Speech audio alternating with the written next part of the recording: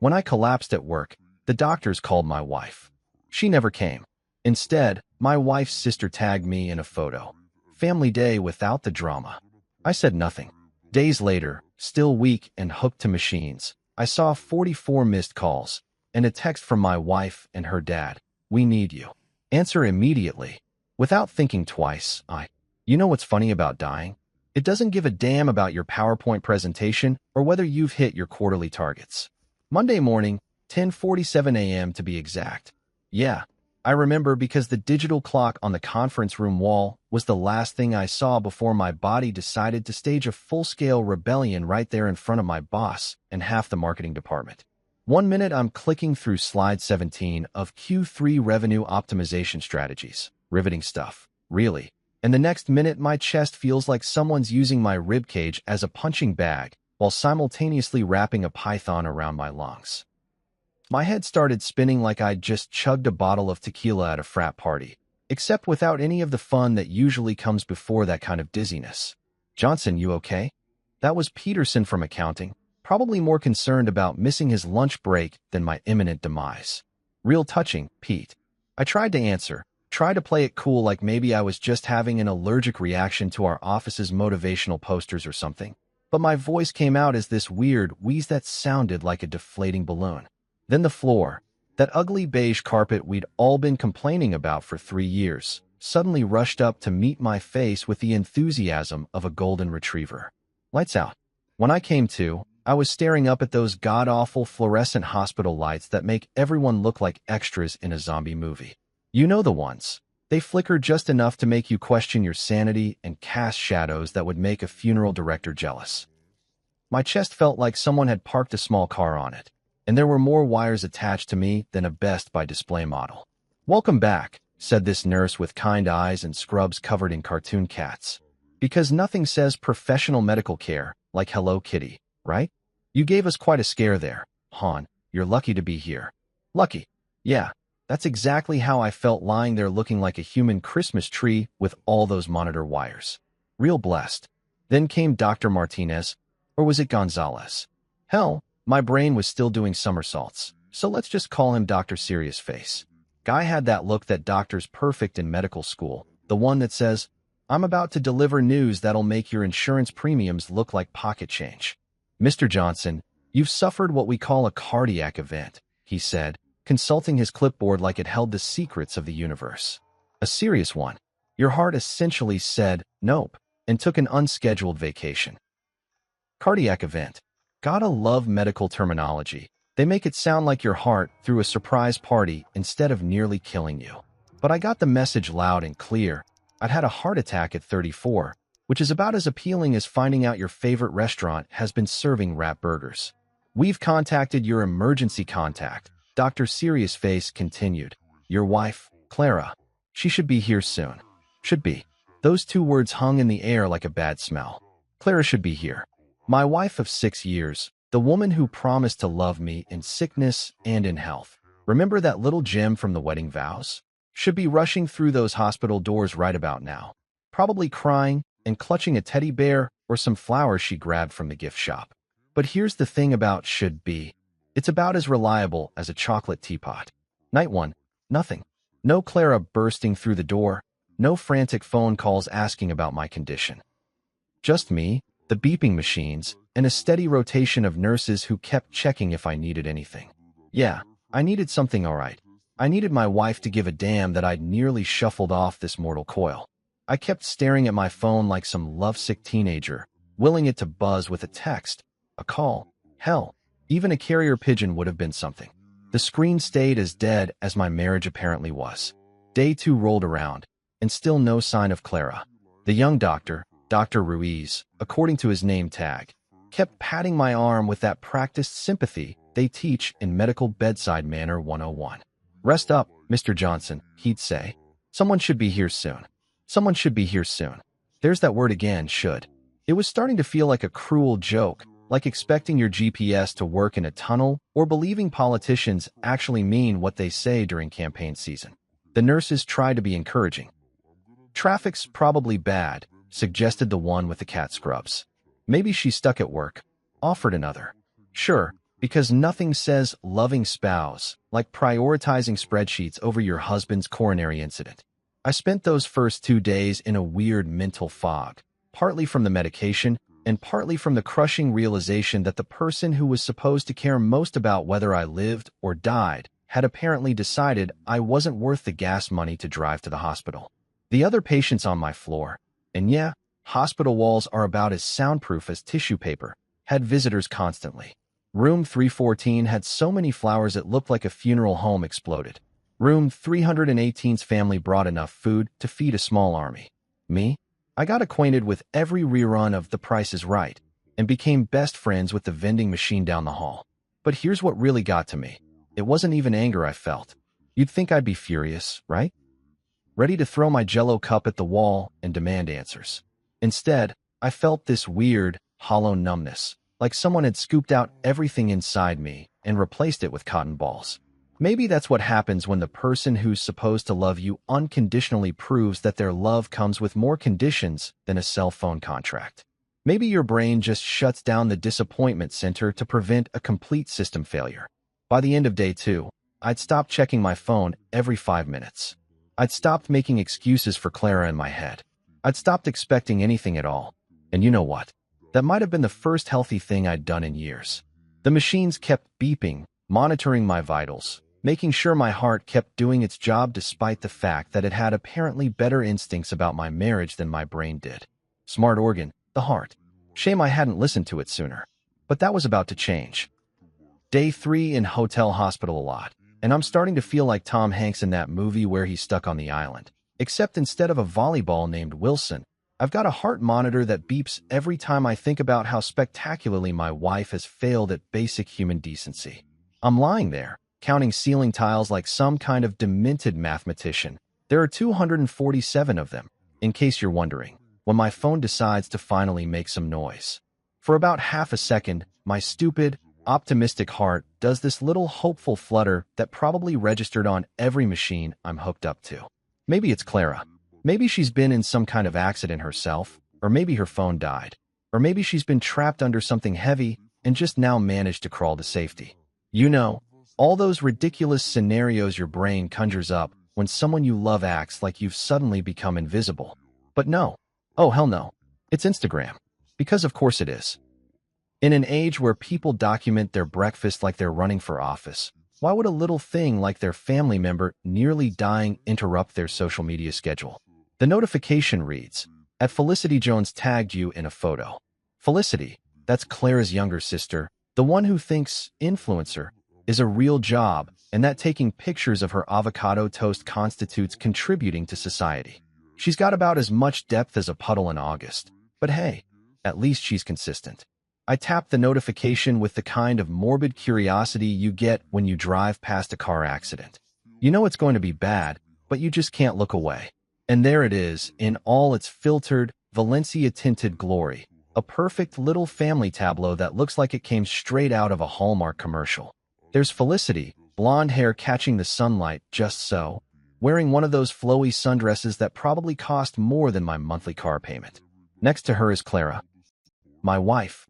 Remember her? Looking radiant and carefree in a way I haven't seen in months. But wait, there's more. Because standing behind them like some kind of suburban patriarchal statue are Clara's parents, Robert and Margaret. Robert's got his arm around Margaret, both of them beaming with the kind of joy you'd expect from people who just won the lottery, not people whose son-in-law is currently cosplaying as a human pincushion in the cardiac unit. The setting is picture-perfect too, because of course it is. They're at Clearwater Lake, about 2 hours north of the city, the place where Clara and I had our first anniversary picnic. Remember that, honey? When we were still pretending we liked each other.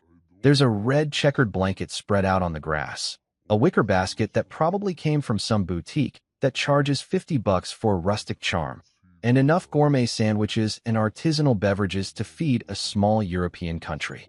The caption. Oh, the caption is where Felicity really shows her true colors. In her signature mix of basic girl aesthetic and casual cruelty, she's written, "Family Day, without the drama 2 heart sparkles, sometimes you need to surround yourself with people who lift you up. Hashtag blessed, hashtag family time, hashtag no filter needed, hashtag lake life, hashtag drama free. But here's the real kicker. The thing that makes me want to rip these heart monitor wires off and use them to strangle someone. They tagged me. Actually tagged me in this monument to their collective sociopathy. Like they wanted me to see it. Like they wanted me to know that while I was lying in a hospital bed, wondering if my ticker was going to give up the ghost permanently, they were out there living their best life without the inconvenience of my near-death experience cramping their style. I stare at this digital middle finger for a solid 5 minutes, my brain trying to process what I'm looking at.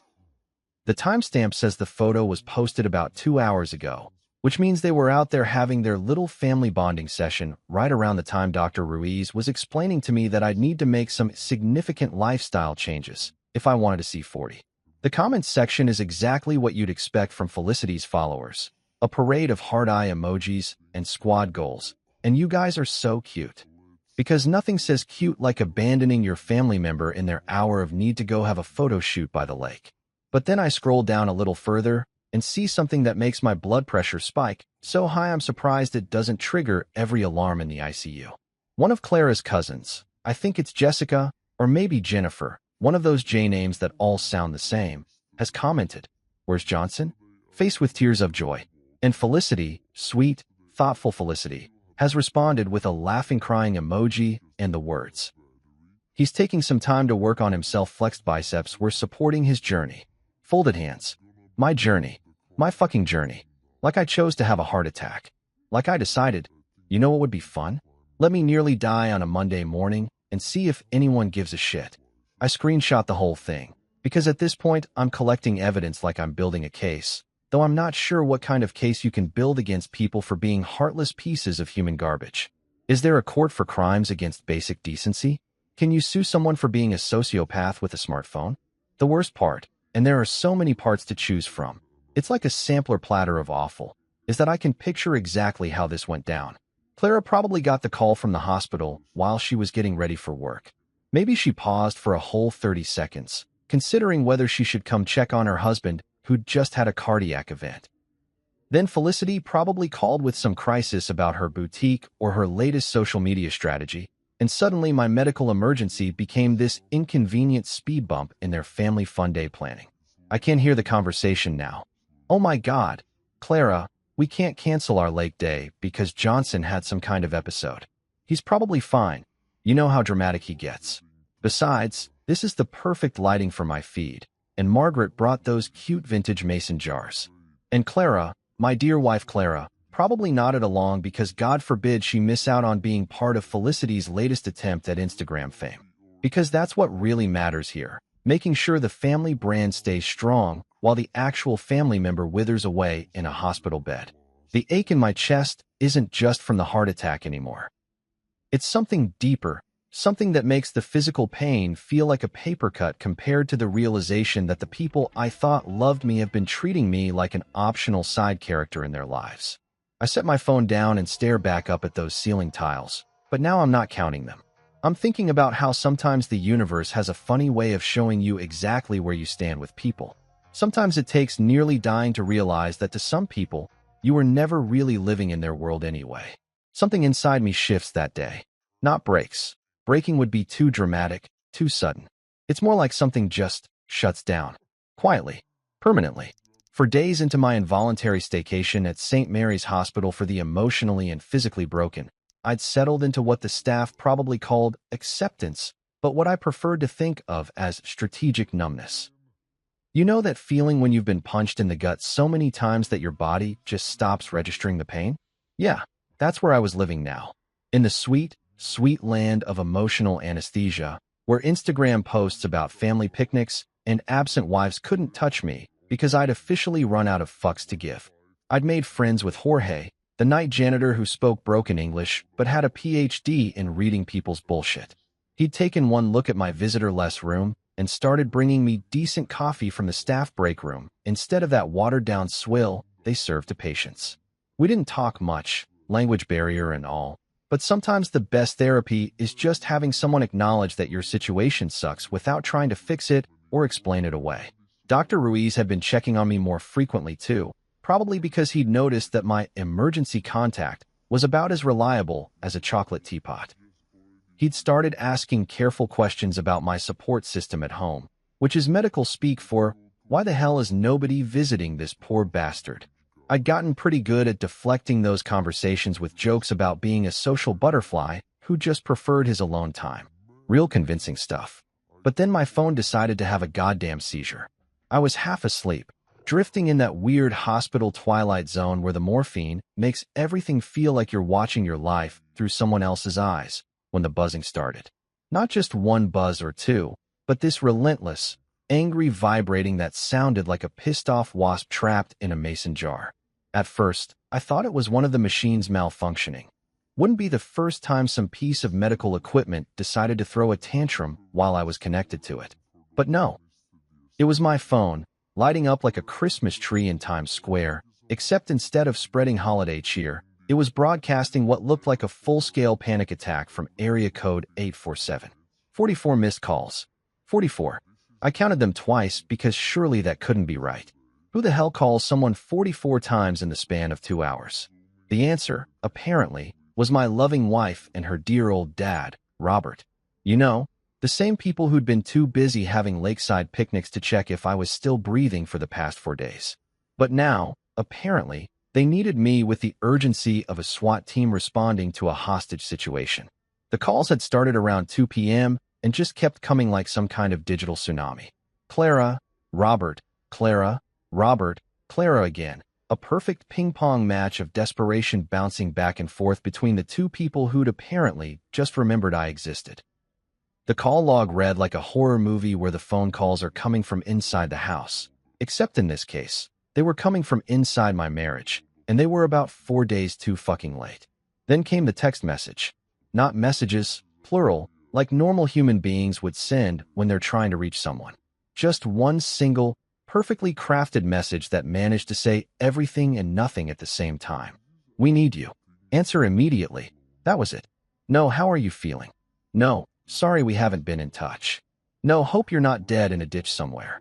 Just a demand, wrapped up in the kind of tone you'd use to summon a dog who'd wandered too far from the yard. We need you. Answer immediately.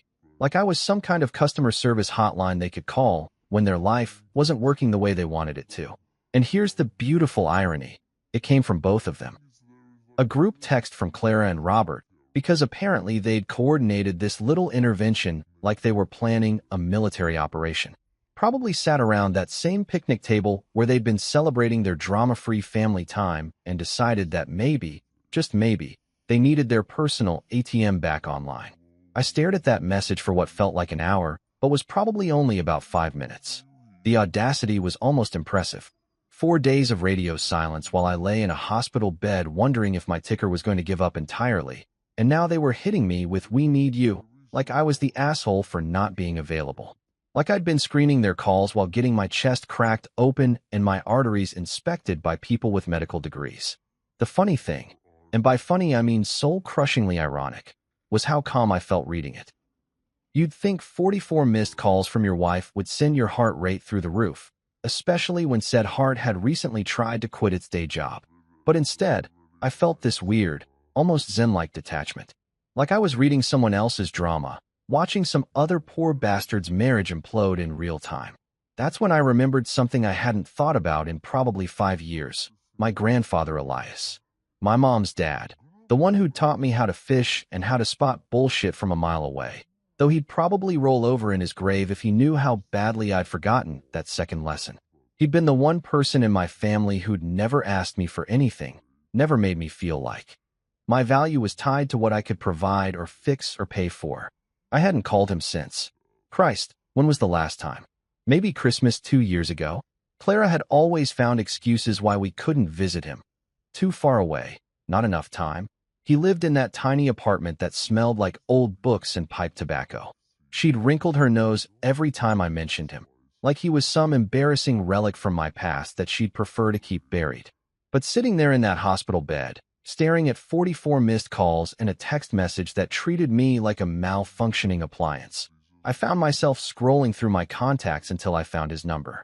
Elias Morrison, listed right there between emergency plumber and Frank from accounting, like he was just another service provider instead of the one person who'd ever loved me without expecting anything in return. My hands were shaking, and this time it wasn't from the medication as I hit the call button.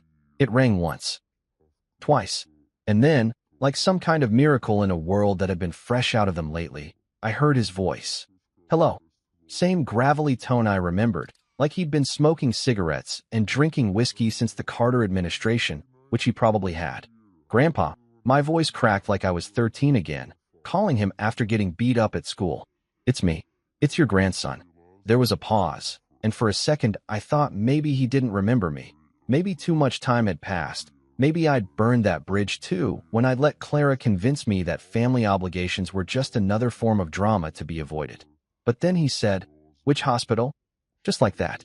No questions about why I was calling after years of silence. No demands for explanations or apologies. Just, which hospital? Like he'd been waiting by the phone for exactly this call. Like he'd known somehow that eventually I'd need someone who gave a damn whether I lived or died. And within an hour, one fucking hour, compared to 4 days of nothing from my wife, he was there. When Elias walked into my hospital room, it was like watching a man step out of a time machine from when people actually gave a shit about each other. He was wearing the same old brown leather jacket I remembered from my childhood, the one that probably cost him a week's pay back in 1987, but had lasted through 3 decades of Chicago winters. His shoes were worn but polished, the kind of dress shoes that working-class guys wore to church on Sundays and job interviews on Mondays. Everything about him screamed old school in the best possible way. The first thing he did was look me dead in the eye, not at the machines, not at the charts hanging at the foot of my bed, but right at me, like he was checking to make sure I was still in there somewhere underneath all the medical equipment and emotional wreckage. Then he pulled up that uncomfortable plastic chair that every hospital room comes equipped with and sat down like he had all the time in the world. "You look like hell," he said, which was probably the most honest thing anyone had said to me in days. No sugarcoating, no false cheerfulness, just straight-up assessment from someone who'd seen enough of life to know that sometimes people look like hell because they feel like hell. "Thanks, Grandpa. Really know how to make a guy feel better about his near-death experience." He chuckled, this dry, raspy sound that reminded me of autumn leaves crunching under your feet. "Son, if you wanted someone to blow sunshine up your ass, you should have called your wife." Ouch. But also, fair point. What happened next was peak Elias Morrison efficiency. While I'd been lying there for 4 days feeling sorry for myself and counting ceiling tiles, he spent exactly 30 minutes asking the right questions, the ones the doctors should have been hearing from my wife. What were my symptoms before the attack? Had I been under unusual stress? Was I taking any medications they should know about? What was my family medical history?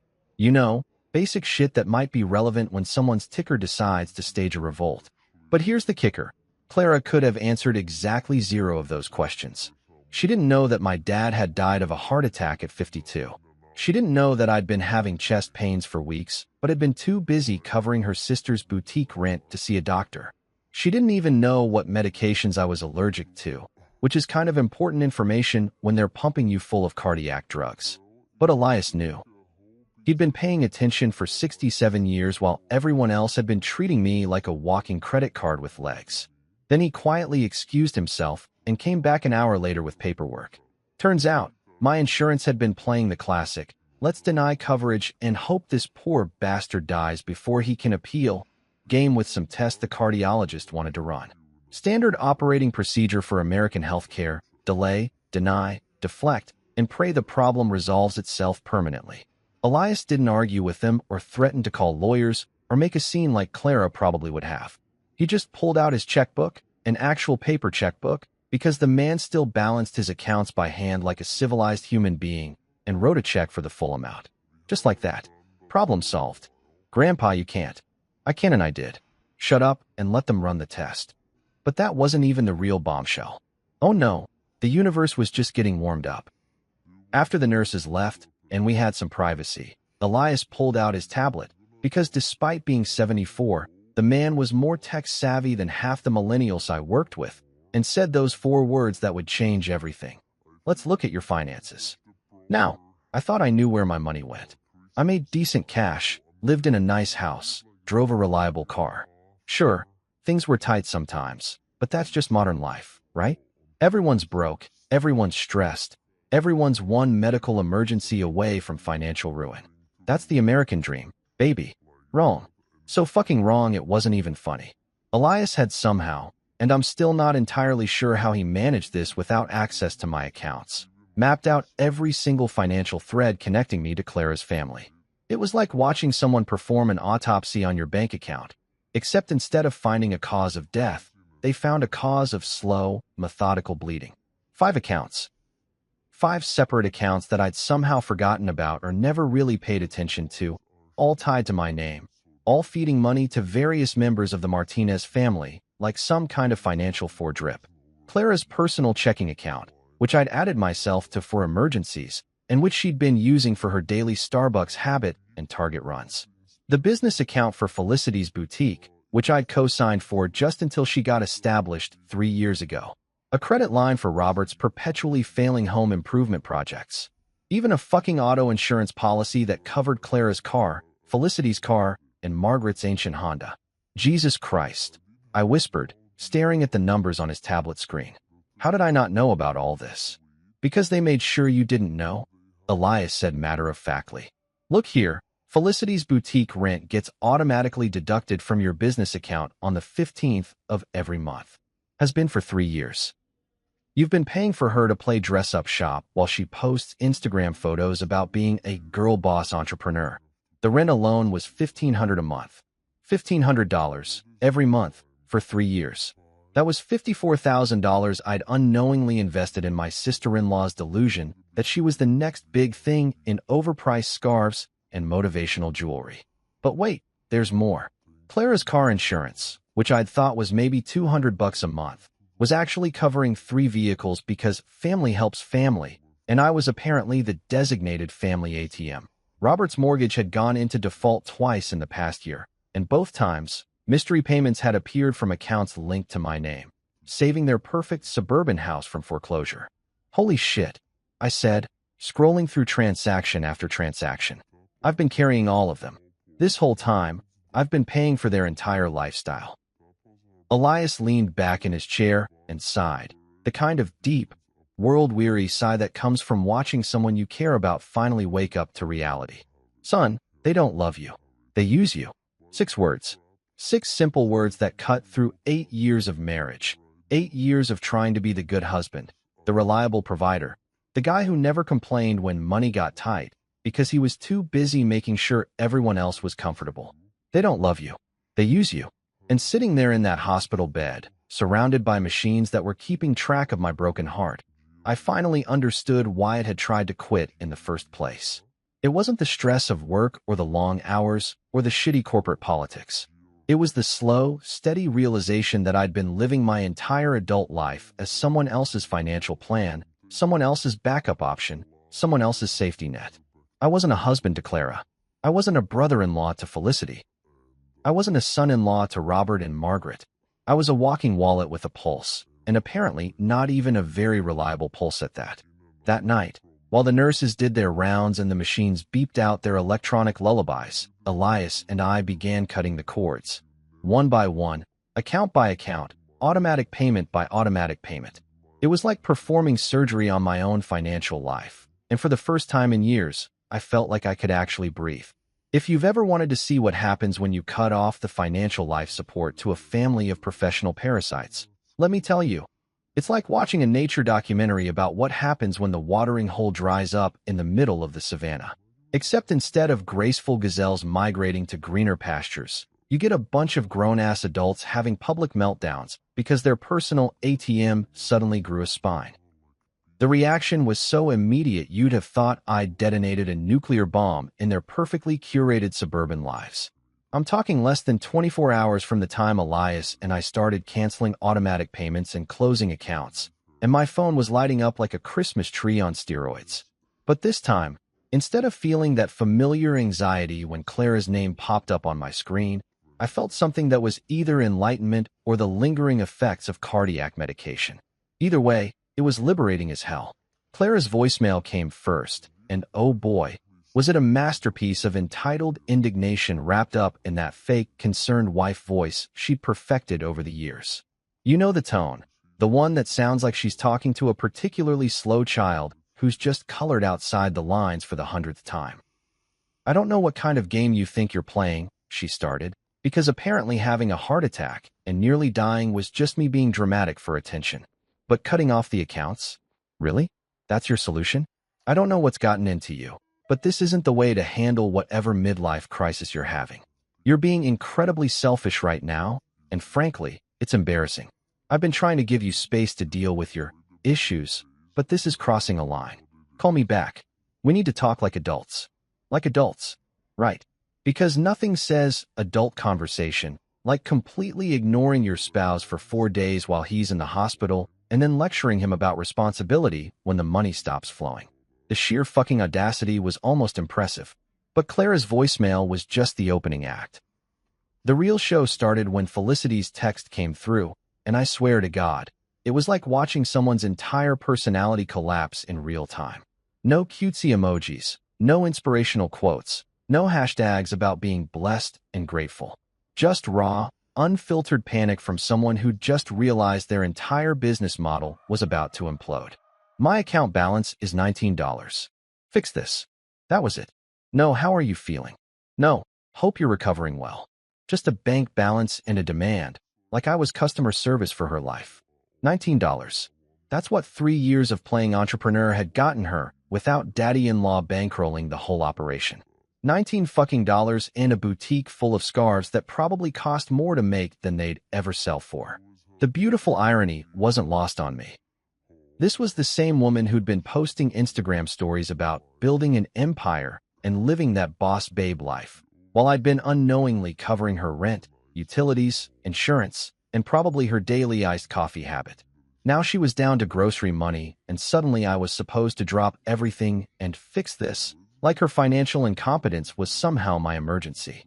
But wait, there's more. Because Robert, dear old Robert, who'd been too busy enjoying his drama-free family picnic to visit his son-in-law in the hospital, decided to chime in with his own special brand of guilt trip masquerading as fatherly wisdom. You're destroying everything we built together. This family has been through enough without you throwing some kind of tantrum because you had a health scare. We're all here for you, but you have to meet us halfway.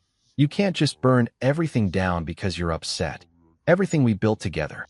Let that marinate for a minute. According to Robert, the man who'd contributed exactly $0 and even less emotional support to any aspect of my life, we had built something together. Apparently, my money and their spending habits constituted some kind of collaborative effort that I was now selfishly destroying by having the nerve to control my own finances. And the health scare comment? Chef's kiss. Nothing minimizes a cardiac event quite like calling it a scare, like I'd been startled by a spider instead of having my heart literally try to quit its day job. Real sensitive stuff from the man who couldn't be bothered to visit me in the hospital but could find time to lecture me about family loyalty via text message. But here's where it gets really good. And by good, I mean so pathetically predictable that I actually started laughing in my hospital bed, which probably made the nurses think the morphine had finally kicked in properly. Within 48 hours of the money getting cut off, Clara's family went from family day without the drama to full-scale social media meltdown mode. They posted a video, an actual, honest-to-God video of their house, completely stripped bare after an eviction notice. Empty rooms, boxes scattered around. That particular brand of chaos that happens when the sheriff shows up and gives you 24 hours to get your shit together. Felicity was behind the camera, and you could hear her voice shaking as she filmed room after room of their former middle-class paradise. They took everything, she narrated, like she was documenting some kind of natural disaster instead of the completely predictable consequences of their own financial irresponsibility. Everything we worked for, everything we built, gone. The caption was even better. They took everything. Guess who let them? With a broken heart emoji and tags for family support groups. As if they were victims of some cosmic injustice instead of people who'd been living beyond their means for years on someone else's dime. But here's the thing that really got me. The thing that made me realize just how deep their delusion ran. They genuinely seemed to believe that the bank had stolen their house. Like some mustache-twirling villain in a black hat had shown up and arbitrarily decided to ruin their lives for shits and giggles. They were playing the victim so hard you'd think they'd been struck by lightning instead of being served an eviction notice for not paying their mortgage. Except I knew the truth. Thanks to Elias and his magical tablet of financial revelation, I knew exactly where their mortgage payments had gone for the past year. Robert had been using the mortgage money to fund Felicity's boutique inventory and Margaret's medical bills. They'd been robbing Peter to pay Paul, except Peter was their own housing security and Paul was a failing business that sold overpriced accessories to women going through their own midlife crises. The bank hadn't stolen their house. They'd gambled it away, lost, and then acted shocked when the house always wins. They'd taken a perfectly good suburban home, paid for, incidentally, with a down payment that came from yours truly as a wedding gift to Clara, and turned it into collateral for their daughter's entrepreneurial fantasies. And now they wanted me to feel guilty about it. They wanted me to see that video of their empty house and their crocodile tears and rush back into the fold with my checkbook open and my mouth shut, ready to fix everything like I always had before. But lying there in that hospital bed, watching their perfectly orchestrated pity party play out on my phone screen, I felt something I hadn't felt in years. Absolutely fucking nothing. No guilt, no obligation, no desperate need to swoop in and save the day. Just a calm, clear understanding that this was what accountability looked like when it finally caught up with people who'd been avoiding it their whole lives. You know that moment in horror movies when you think the monster is finally dead, and then its hand shoots up through the dirt for one last scare? Yeah, well, welcome to my life, where the monster was my wife's family, and they were about to pull some next-level psychotic bullshit that would make Stephen King proud. I was actually starting to feel human again. The docs had cleared me for discharge in a couple days. My chest wasn't feeling like someone had parked a semi on it. And for the first time in years, I was sleeping through the night without my brain spinning through endless lists of bills and obligations and who needed what money when. Turns out, when you're not financially responsible for 4 other adults and their various catastrophes, life gets a lot less stressful. Who knew? Elias had been coming by every day, not because he felt obligated or because I was paying him to be there, but because that's what actual family does. We'd been working through the remaining financial loose ends, canceling the last few automatic payments, transferring accounts, basically performing surgery on 8 years of financial entanglement. It felt like detoxing from a drug I didn't even know I'd been addicted to. That's when he walked in with an envelope. Now, Elias wasn't the dramatic type. He didn't do grand gestures or mysterious presentations. When he had something to tell you, he just told you. But this time, he looked like he'd aged about 5 years overnight, and he was carrying that envelope like it contained anthrax or divorce papers or some other form of weaponized misery. "Son," he said, settling into that plastic chair that had basically become his personal throne, "we need to talk about what your wife's family is really up to." He opened the envelope and pulled out a stack of printed emails. Not forwarded emails or screenshots, but actual printed copies that someone had gone through the trouble of obtaining through what I could only assume were less than legal means. Elias had always been resourceful, but this was some next-level private investigator shit. "How did you? Don't ask questions you don't want answers to," he said, which was probably the most badass thing a 74-year-old man in a cardigan had ever said in the history of cardigans.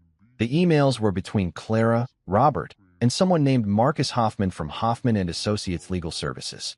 And let me tell you, reading them was like watching a slow-motion train wreck, except the train was my entire life and the wreck was happening in real time while I'd been unconscious in a hospital bed. The first email, dated just 2 days after my heart attack, was from Robert to this Hoffman guy, with Clara CC'd. The subject line alone made my blood pressure monitor start beeping like a smoke alarm. "Emergency guardianship consultation, urgent." "Mr. Hoffman," Robert had written, "as we discussed on the phone, my son-in-law has had a serious cardiac event and is currently hospitalized. His behavior since the incident has been increasingly erratic and concerning. He's made several irrational financial decisions that are putting his family's security at risk, and we're worried about his mental state. We need to explore options for temporary guardianship to protect his assets and ensure he gets the help he needs. Erratic behavior, irrational financial decisions, mental state. These motherfuckers were trying to have me declared incompetent because I'd stopped paying their bills.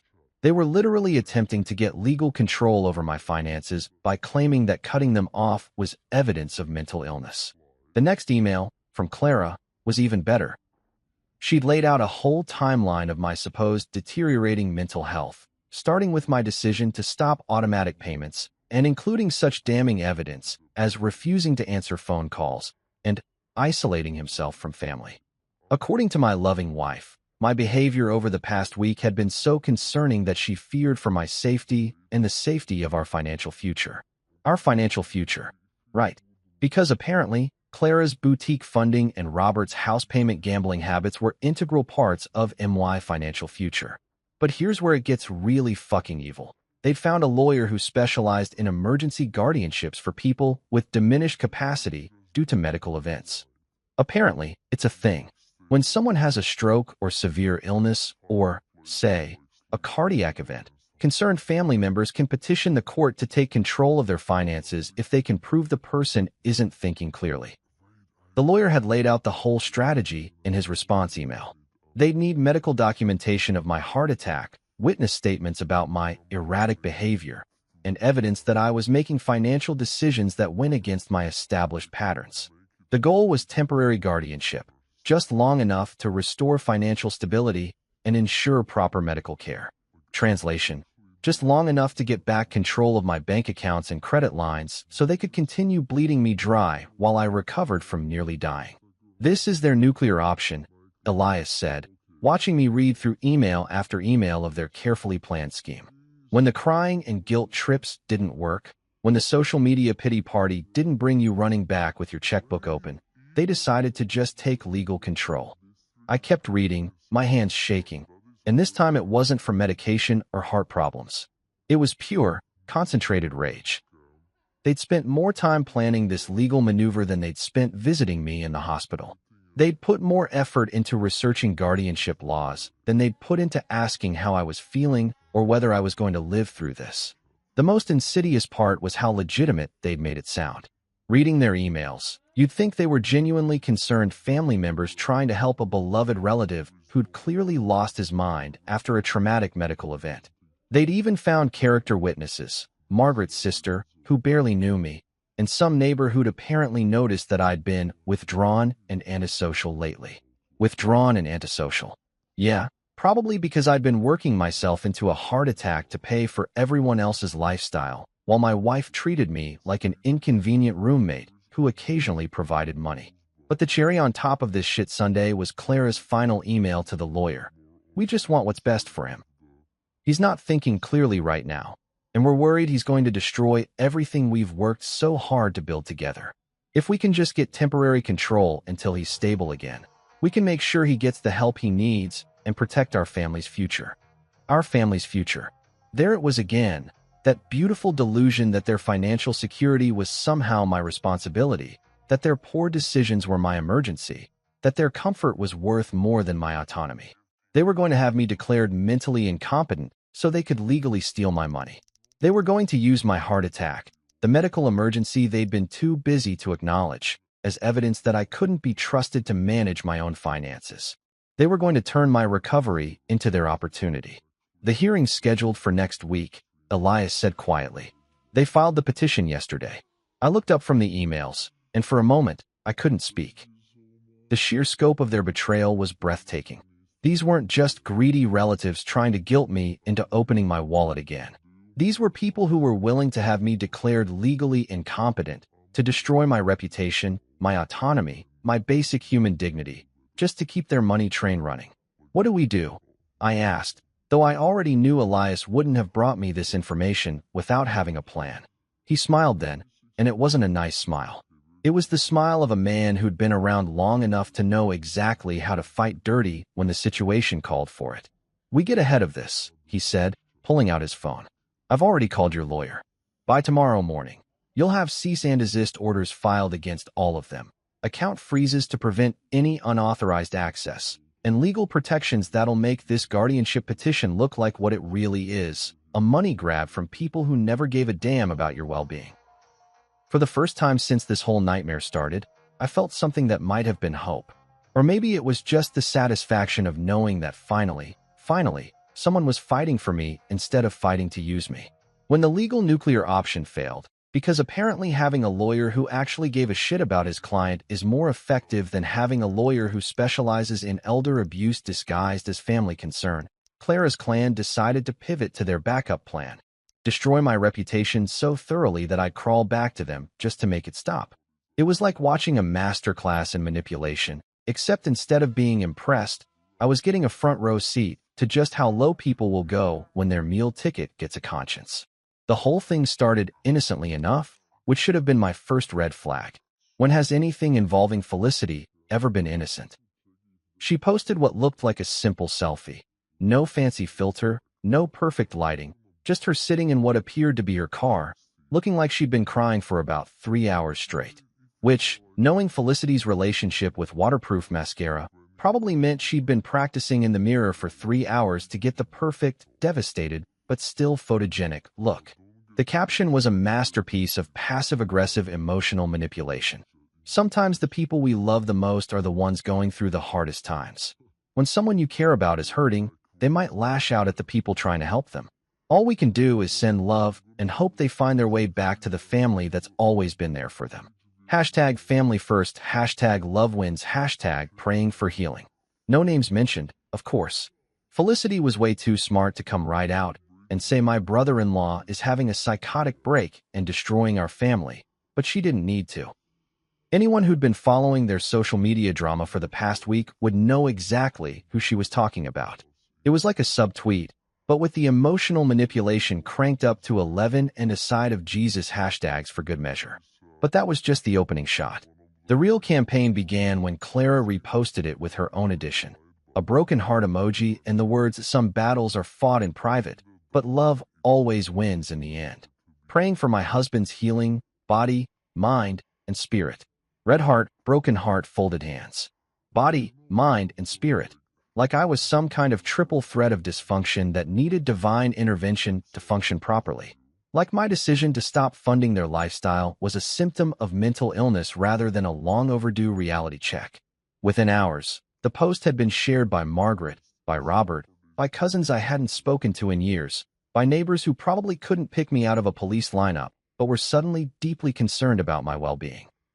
The comments section turned into a prayer circle meets intervention planning committee, with everyone offering their thoughts and prayers for my recovery and their support for my brave wife, who was standing by her man during this difficult time. Brave wife. The woman who'd been too busy having lakeside picnics to visit me in the hospital was now being celebrated as some kind of saint for putting up with her clearly unstable husband. The irony was so thick you could cut it with a knife and serve it at their next drama-free family gathering.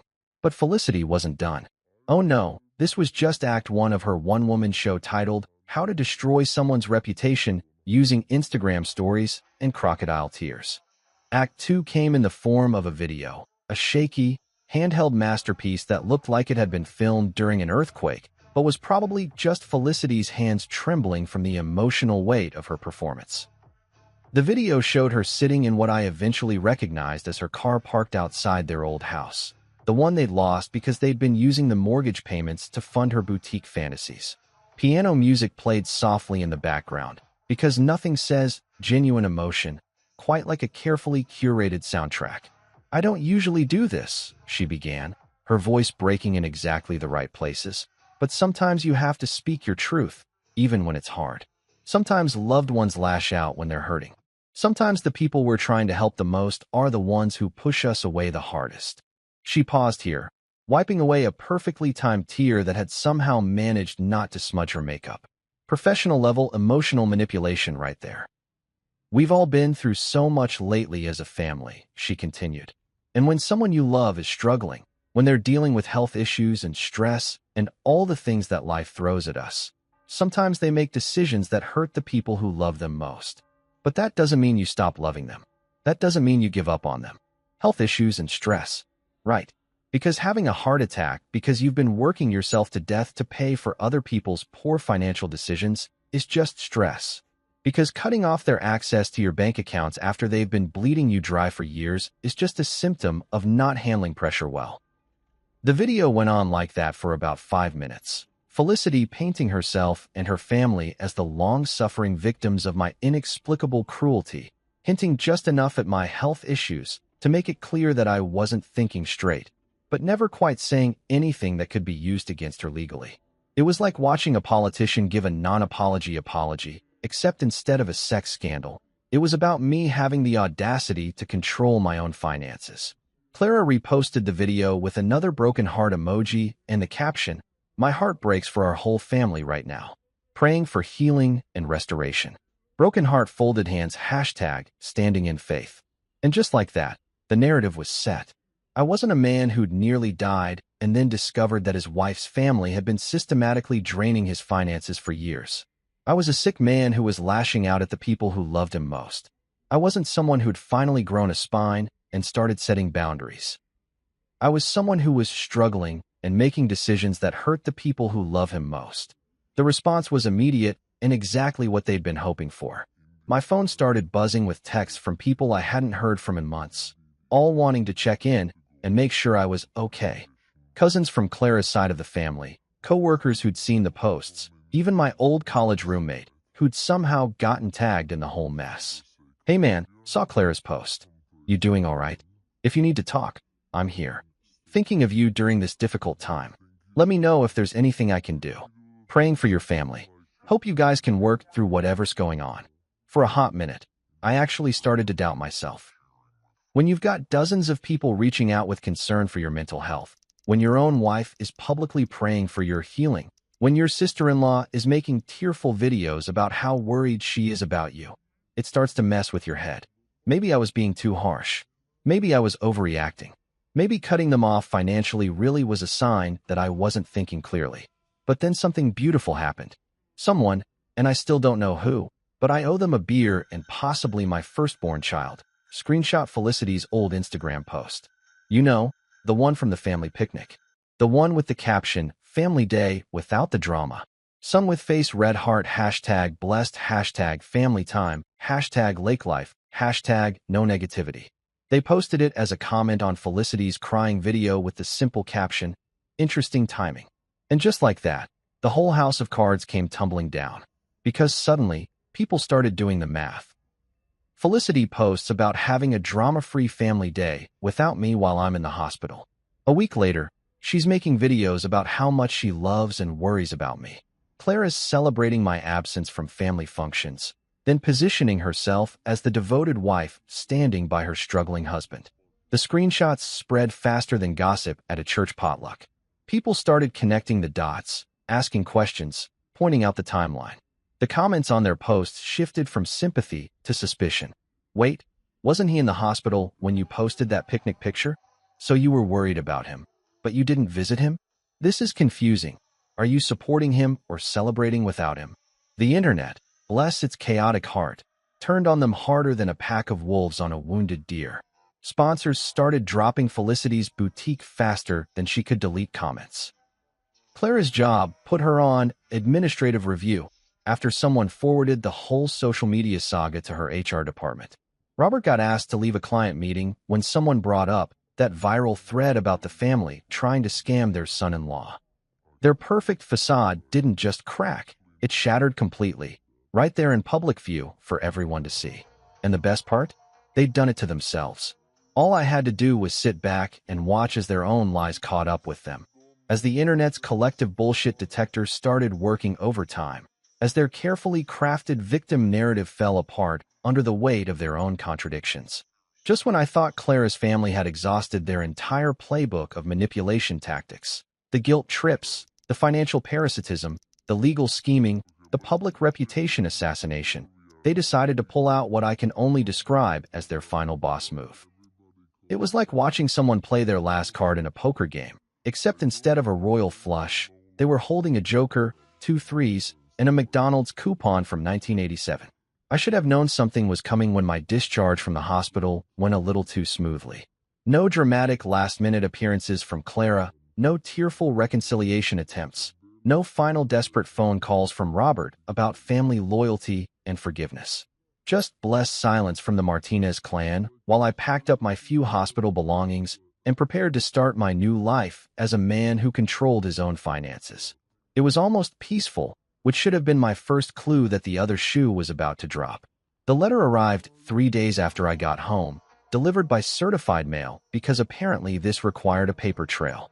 The return address made my blood run cold.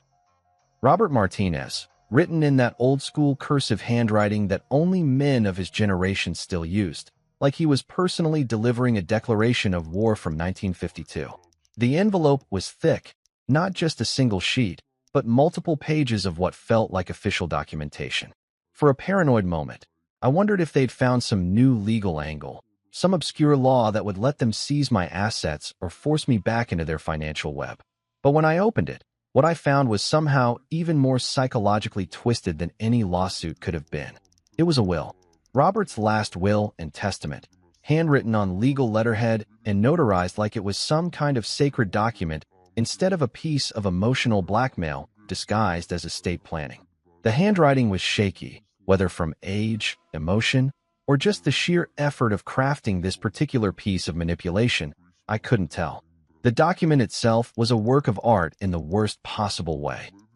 Robert had laid out the distribution of his estate, and I use that term loosely because the man's net worth was probably somewhere between negative 50,000 and absolutely fuck all, with the precision of someone dividing up the crown jewels instead of a suburban house that was already in foreclosure and a 2003 Honda with a check engine light that had been on since Obama's first term. But here's where it gets interesting. According to this newly drafted will, all remaining assets, the house they'd lost, the cars they couldn't afford, the imaginary inheritance that existed only in Robert's delusional mind, would go to the family members who maintained unity during times of crisis and stood together when others chose division. Family members who maintained unity. Let that sink in for a minute. In Robert's mind, enabling his family's financial irresponsibility was maintaining unity, while setting boundaries and refusing to be their personal ATM was choosing division. It was like living in some alternate reality where up was down, black was white, and fiscal responsibility was a character flaw. But the real kicker, the part that made me laugh so hard I nearly gave myself another cardiac event, was the final paragraph, written in ink that looked darker than the rest, like he'd pressed down extra hard to make sure his point was crystal clear. Until such time as he returns to the family and seeks proper reconciliation for the pain and division he has caused, my son-in-law shall receive nothing from this estate. Blood is thicker than water, but family unity is thicker than blood. When he chooses love over pride, he will be welcomed back into the fold with open arms and open hearts. Returns to the family, seeks proper reconciliation, the pain and division he had caused.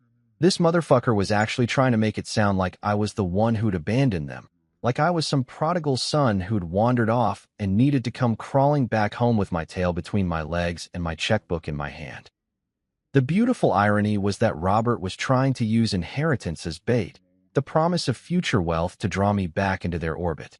Except there was no wealth. The house was gone, foreclosed on because they'd been gambling with the mortgage payments.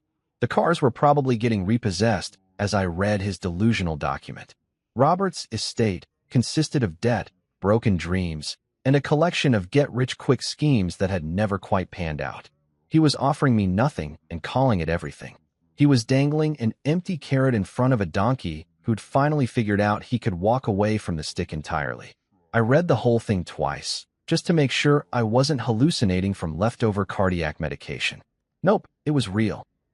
Robert had actually sat down, probably at that same kitchen table where they'd planned their guardianship scheme, and carefully crafted a document designed to make me feel like I was missing out on some grand inheritance if I didn't come crawling back to finance their lifestyle. The timing was perfect, too. This wasn't some document he'd had lying around for years. The date was fresh, written just days after their social media campaign had imploded in their faces. When the crying videos didn't work, when the public shaming backfired, when their reputation lay in tatters across the internet, Robert had decided to try one last manipulation. The promise of wealth that didn't exist, conditional on my return to financial servitude. It was like watching someone try to sell you a bridge they didn't own with money they didn't have while standing in a river they couldn't cross. The sheer audacity was almost admirable, if you could separate it from the complete moral bankruptcy that made it possible. I called Elias, because at this point he'd become my unofficial advisor on all things related to Martinez family insanity, and read him the will over the phone. The silence that followed was so long I thought the call had dropped. "Grandpa?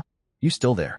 "Son," he said finally, his voice carrying that particular mixture of amusement and disgust that only comes from witnessing something truly spectacular in its awfulness. "That man is trying to bribe you with nothing and call it something. So what do? You do exactly what you've been doing. You walk away. You let them keep their imaginary inheritance and their conditional love and their family unity that only exists when someone else is paying for it."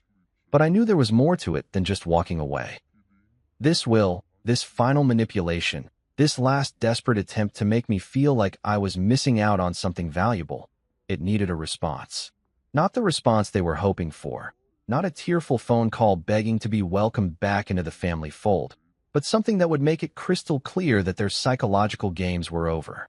That's when I made the call that would end this once and for all. Not to Robert, not to Clara, not to any of them. I called my lawyer and told him I wanted to file a permanent no-contact order against the entire Martinez family. No more phone calls, no more letters, no more certified mail documents full of manipulation disguised as legal paperwork. For the first time in 8 years of marriage, I was cutting the last tie. I didn't want Robert's inheritance. I didn't want their conditional love. I didn't want their family unity that only existed when I was writing the checks. I wanted freedom, and finally, I was willing to pay the price for it.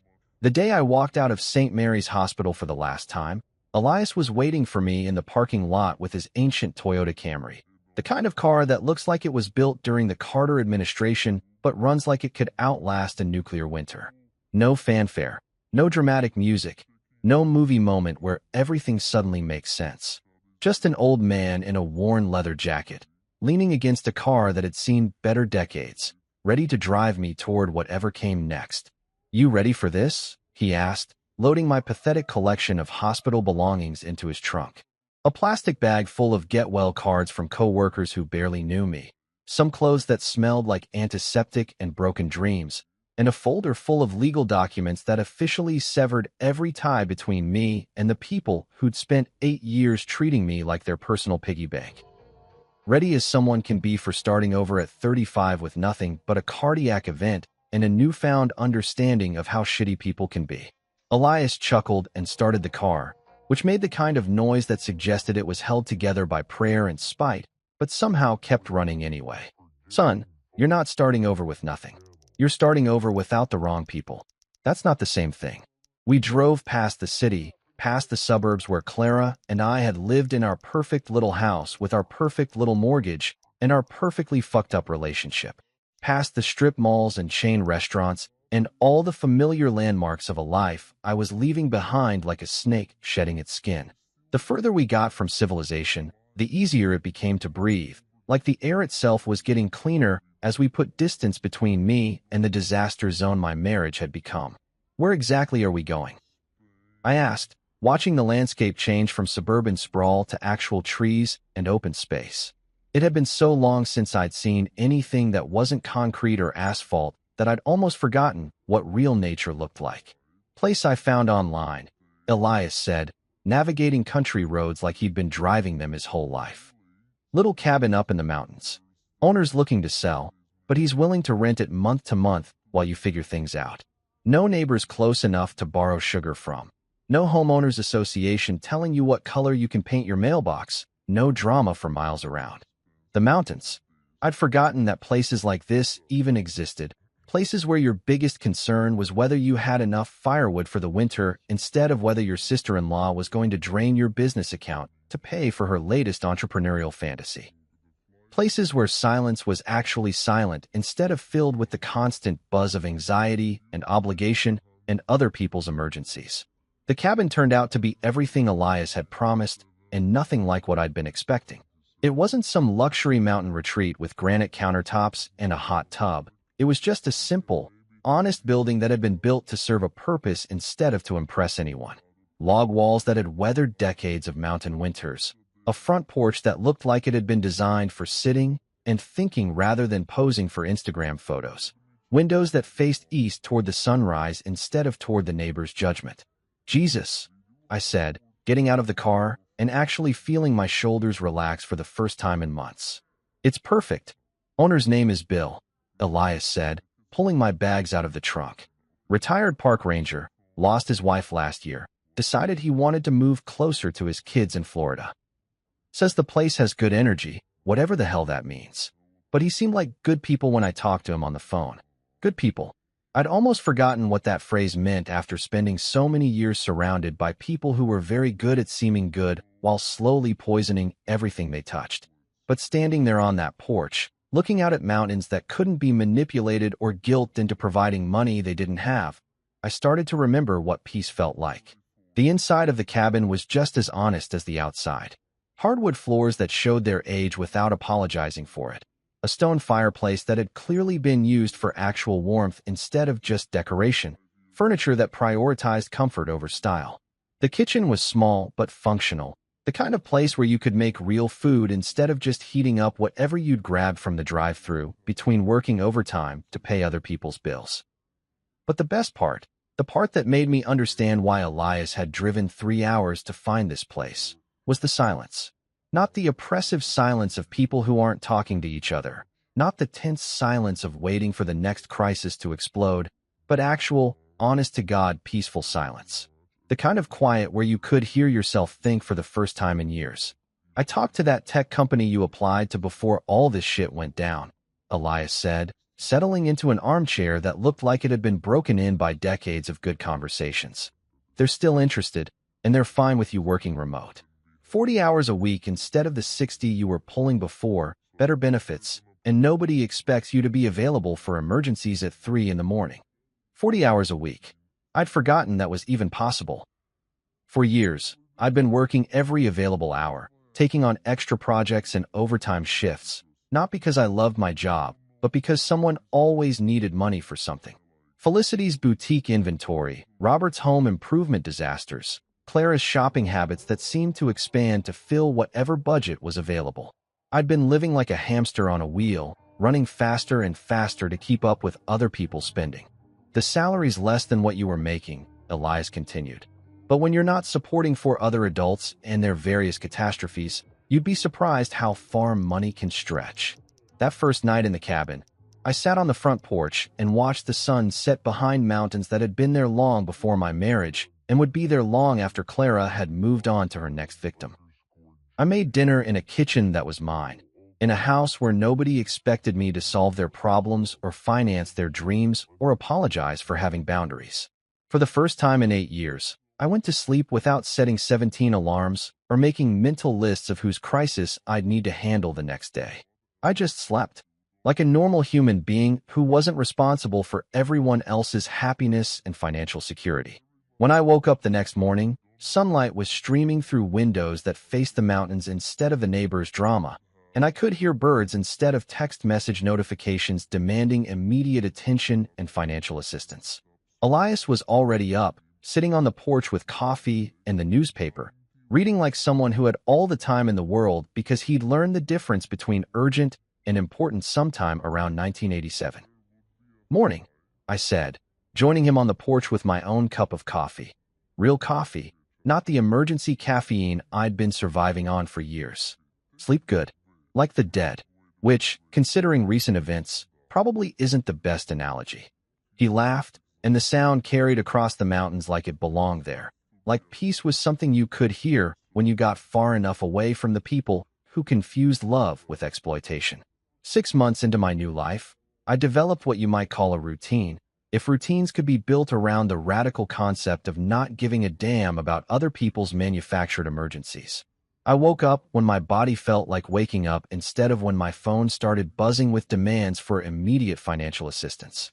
I drank my coffee while watching the sunrise paint the mountains different shades of gold and purple, instead of scrolling through text messages about whose rent was due or which bill had gone into collections this week. It was fucking glorious. The remote job had turned out to be everything Elias had promised and more. 40 hours a week of actual work instead of 60 hours of work plus 20 hours of crisis management for people who confused poor planning with bad luck. My new colleagues treated me like a professional instead of a human ATM, and my boss had this crazy idea that work-life balance was actually important for productivity. Revolutionary stuff, really. But the best part wasn't the job or the mountains, or even the cabin that had become more of a home in 6 months than the house I'd shared with Clara had been in 8 years. The best part was the silence in my head. For the first time since I'd gotten married, I wasn't constantly calculating who needed what money when. Wasn't mentally juggling payment schedules and credit limits and emergency funds for other people's poor decisions. That's not to say Clara's family had given up entirely. Oh no, these people had the persistence of cockroaches and about the same level of shame. Every few weeks, someone would test the boundaries of the no-contact order like they were probing for weaknesses in a fortress wall. Usually, it came through distant relatives who'd been recruited as flying monkeys. Cousin Patricia would call to chat about family news and somehow work in a mention of how devastated Clara was about our separation. Uncle Mike would send a Facebook message asking if I'd heard about Robert's latest health scare. Nothing serious, just a convenient excuse to reach out and remind me that family was important. Clara's college roommate would leave a voicemail about how worried she was about both of us, and how maybe we could all get together for coffee to work things out. The manipulation was so transparent, it would have been funny if it wasn't so pathetic.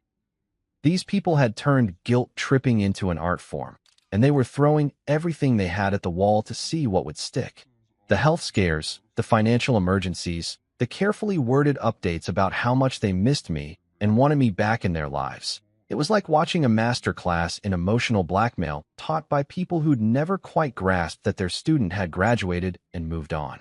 My personal favorite was the Christmas card that somehow made it past my mail screening. A beautiful family photo. Clara, Felicity, Robert, Margaret, all gathered around a perfectly decorated tree in what looked like someone else's living room since they'd lost their house. Everyone was smiling those forced holiday smiles that probably took 47 takes to get right, and the caption inside read, "Wishing you peace and joy this holiday season. You're always in our thoughts and prayers. Love, the Martinez family." The Martinez family. Like they were some kind of brand instead of a collection of individuals who'd spent years treating me like their personal financial planning service. The audacity was breathtaking, really. They'd literally tried to have me declared mentally incompetent to steal my money, and now they were sending me Christmas cards about love and prayers. I showed the card to Elias, who'd taken to spending most evenings on my porch, reading books and offering commentary on the various attempts to breach my psychological defenses. He looked at it for about 10 seconds, chuckled, and handed it back. "You know what this is, don't you?" he said. "Desperation disguised as holiday cheer? Bait. They're fishing, seeing if you'll bite. Seeing if maybe enough time has passed that you've forgotten why you left in the first place." But here's the thing, I hadn't forgotten. If anything, the distance had given me perspective on just how toxic that whole situation had been. Living without constant demands for money had shown me what financial security actually felt like. Sleeping through the night without worrying about whose crisis would wake me up next had reminded me what peace was supposed to be. Having conversations that weren't thinly veiled requests for financial assistance had helped me remember what actual human connection looked like. The latest attempt had come just last week, delivered through Clara's therapist of all people. Apparently, Clara had been seeing someone to work through the trauma of her marriage ending, because being cut off from someone else's bank account was apparently traumatic now, and the therapist had suggested that closure might be helpful for both of us. The therapist had called me directly, which should have been my first red flag.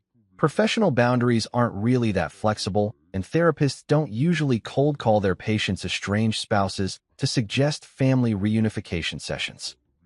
But apparently, Clara had painted such a convincing picture of our marriage falling apart due to my health crisis and untreated trauma that this woman genuinely believed she was helping.